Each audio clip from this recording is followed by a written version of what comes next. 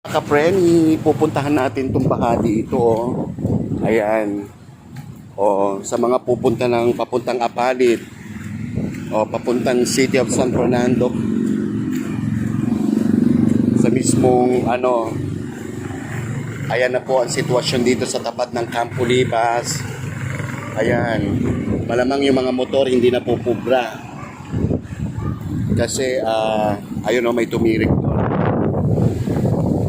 Ayan, so yan po ang sitwasyon dito sa tapat ng Campo Lipas. So maulan po, umuulan pa sa kasalukuyan, pero mataas din ang tubig.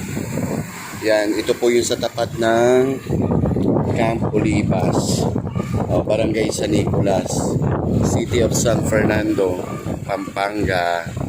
Yan, sa mga nagnanais pong dumaan, magdalawang isip po kayo, baka tumirik, katulad noon yung motor, tumirik na. So yan po, update ko po mo kayo mamaya. Bye mga kapreni, ingat, keep safe.